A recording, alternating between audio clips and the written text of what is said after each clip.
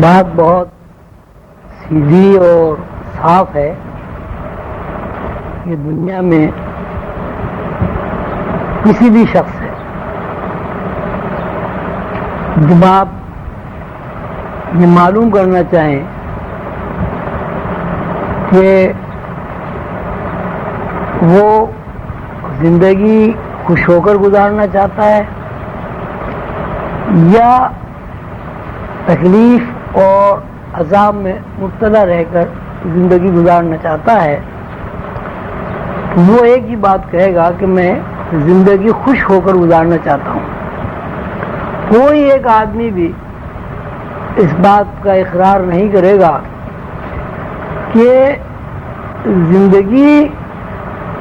دکھوں کا مجموعہ ہے، زندگی پریشانیوں اور مصیبتوں کا نام ہے۔ وہ یہی کہے گا کہ زندگی اگر خوشی کے ساتھ گزار دی جائے تو یہی زندگی کا حاصل ہے، لیکن اس کے برعکس ہمیں یہ تجربہ ہوتا ہے کہ آدمی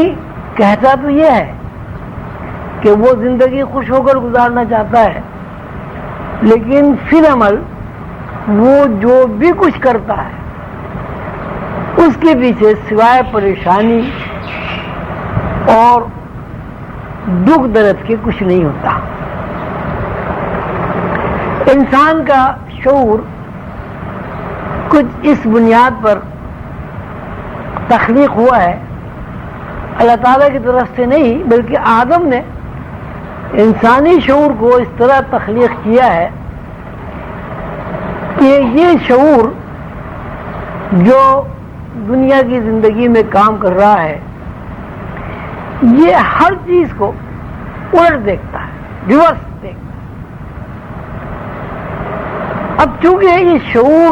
کا دیکھنا، یہ شعور کی نگاہ سیدھا دیکھتے ہی نہیں ہے، اس لیے ساری زندگی جو ہے وہ دکھ اور عذاب کی زندگی بن جاتی ہے۔ مثلاً آپ دیکھیں کہ ایک آدمی کہتا ہی ہے کہ میں آزاد رہنا چاہتا ہوں، لیکن جب آپ اس کی زندگی پر غور کریں گے تو جو کچھ وہ کہہ رہا ہے وہ خود اس کی نفی کر رہا ہے۔ مثلاً یہ وہ گھر بناتا ہے، چار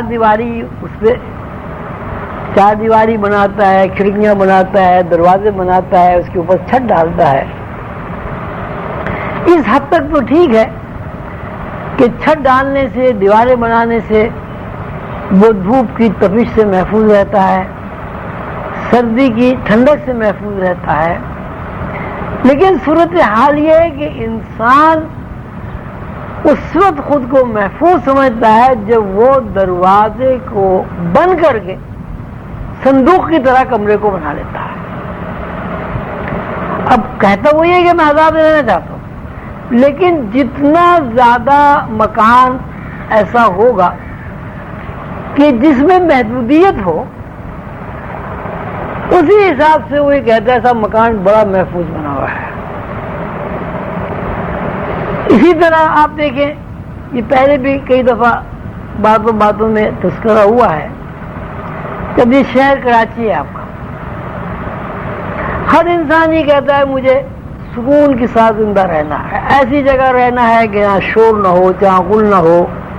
جہاں گرد و غبار نہ ہو، جہاں پولوشن نہ ہو، جہاں دھواں نہ ہو، گاڑیوں کا شور نہ ہو۔ لیکن فی العمل کیا ہوتا ہے؟ فی العمل یہ ہوتا ہے کہ جس جگہ جتنا زیادہ شور ہوتا ہے اس جگہ کی اتنی ہی زیادہ قیمت زیادہ ہوتی ہے۔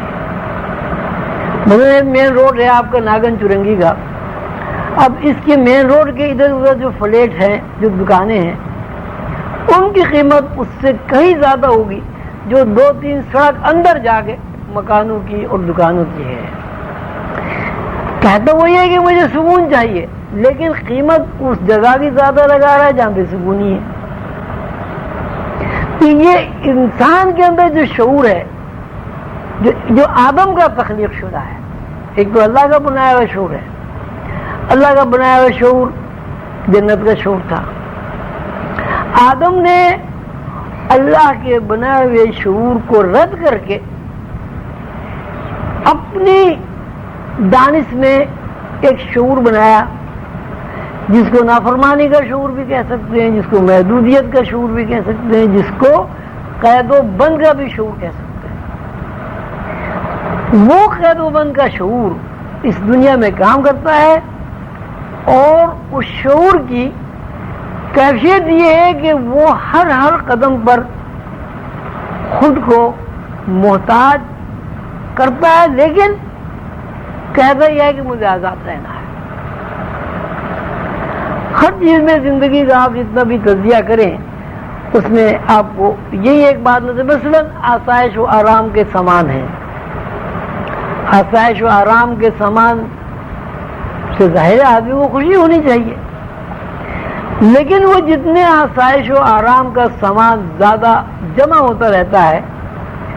اسی مناسبت سے آسائش کم ہوتی رہتی ہے اور دماغی بوجھ بڑھتا رہتا ہے.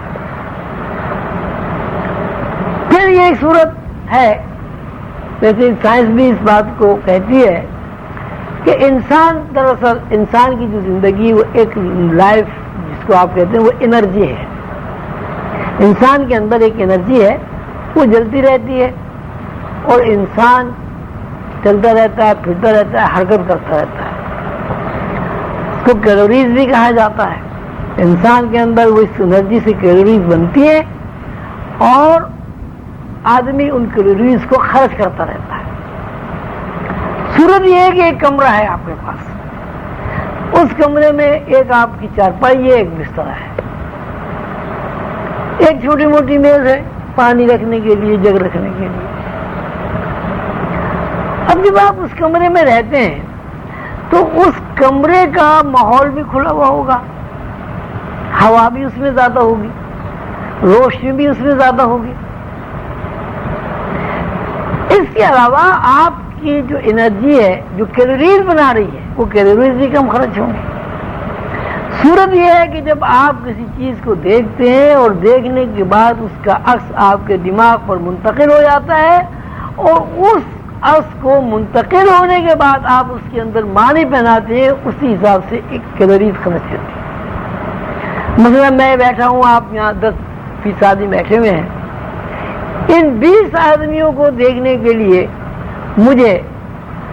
مثال کے طور پر اگر ایک آدمی کو دیکھنے کے لیے 10 کیلوریز خرچ ہوتی ہیں، تو 20 آدمیوں کو دیکھنے کے لیے 200 کیلوریز خرچ ہوں گی. اسی صورت سے جب آپ کے کمرے میں بے شمار سامان ہوگا،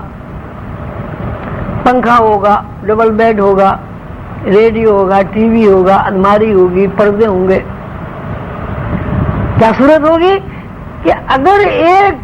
چارپائی اور بسترے پر آپ کی 10 کیلوریز یا 20 کیلوریز خرچ ہو رہی ہیں، تو ہر چیز جو وہاں چارپائی اور بسترے کے علاوہ ہے جب آپ دیکھیں گے اسی حساب سے آپ کی کیلوریز خرچ ہو جائیں گی. اب یہ بھی انسان کا عجیب فلسفہ ہے کہ آسائش کے سامان جتنے زیادہ ہوں گے مجھے خوشی ہوگی، لیکن وہاں صورت حال یہ ہے کہ آسائش کا سامان جتنا زیادہ آپ جمع کر لیں گے اسی حساب سے آپ کے اندر جلنے والی جو انرجی ہے، کیلوریز ہیں، وہ زیادہ خرچ ہو جائے گی.